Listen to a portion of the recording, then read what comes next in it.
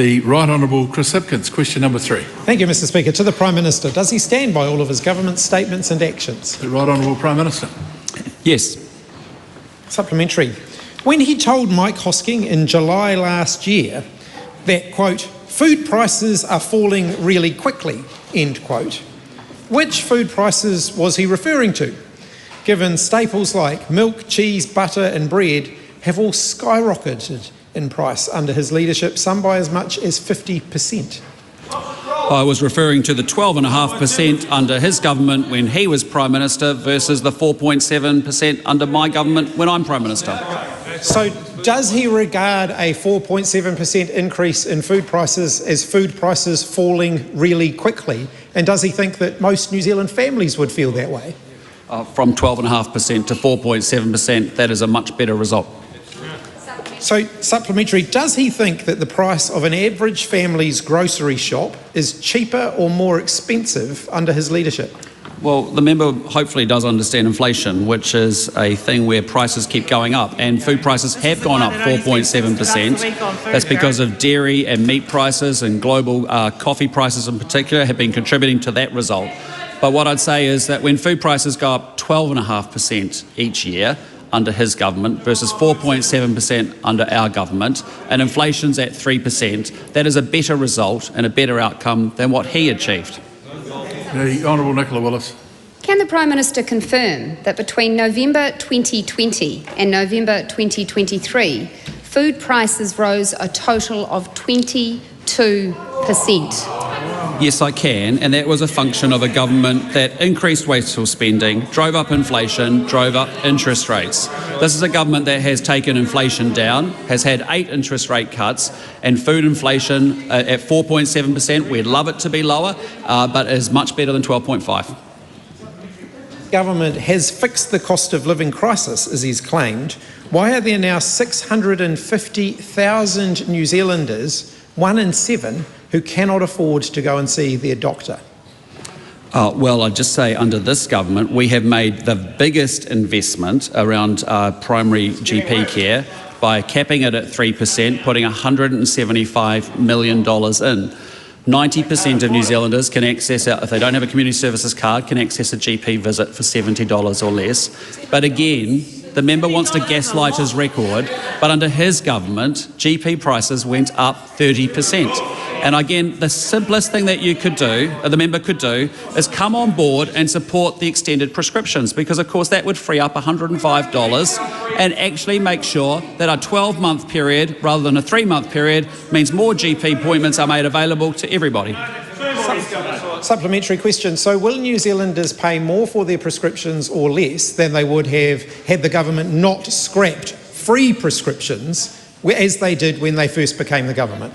New Zealanders are actually now going to be able to, who have long-term medical issues, who need regular medicines, can now extend those medicines out for 12 months, meaning they don't have to go back to the GP to get repeat prescriptions. That saves them $105. It's a pretty simple issue.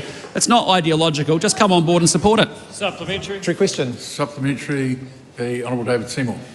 Can the Prime Minister confirm that the government has committed billions of dollars into filling fiscal holes and funding dozens of new medicines for hundreds of thousands of New Zealanders through its careful economic management?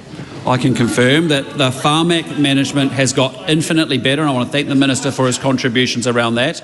We actually did plug a fiscal cliff that was left behind by the previous administration. We've put forward $605 million into cancer drugs. We have made a big investment in GP visits. We're very, very focused on all of our metrics in healthcare, unlike the last government where it went backwards on everything. Supplementary question, Mr Speaker. So how does increasing the price of going to your doctor and introducing fees for prescriptions help New Zealanders struggling with the cost of living? Well, it went over 30% under Labor, under your government. That's what the GP fees went up, over 30%. We have capped them at 3%. We have put $175 million in. We are simply saying to people who have long-term prescriptions, extend it out to 12 months and save GP visits, freeing up opportunities for other folk to be able to get into their GP much faster. Supplementary question. Does he accept responsibility for the fact that there are now 98,000 more New Zealanders smoking or vaping daily than when he became Prime Minister, and New Zealand has plummeted from second in the world to 53rd in the world when it comes to the Tobacco Industry Interference Index, falling further and faster than any other country on earth. Well, first and foremost, if I can deal with the last bit first, the Tobacco Industry Interference Index, which actually is not a credible report, because when Brunei is ranked #1 in the world and their smoking rate is 17%, not the best thing I'll be putting my store of knowledge into. But I'd also just say to the member that New Zealand has the third lowest smoking rate in the OECD. And we are at 6.8%. That is very good progress when you consider the UK at 11.9, the US at 11.6, when you look at Australia at about 8.3, Canada at about 8.2. We are making good progress, but we are now dealing with a small group of hardcore smokers that we actually need to continue to work hard at. And encouragingly, when you look at 15 to 24 smoking rates, they are well below 5%, well below 4% at 3.2%.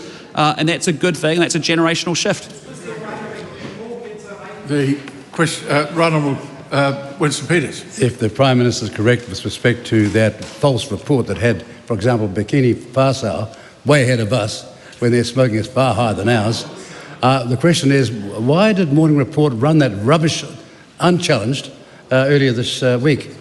I don't know, but it's clearly not a credible report. A point of order. I might say that I'm tempted to actually ask the question to be answered again because there's a comment made across the House during that question. But point of order.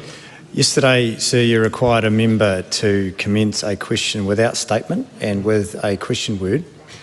Now, that is consistent with Speaker's ruling 1877. We would ask that that direction be applied consistently across all members. Yes, most certainly. That last question started with the word can. Good Prime Minister? It actually started with it. Oh, you've answered that one. Oh, I missed that part.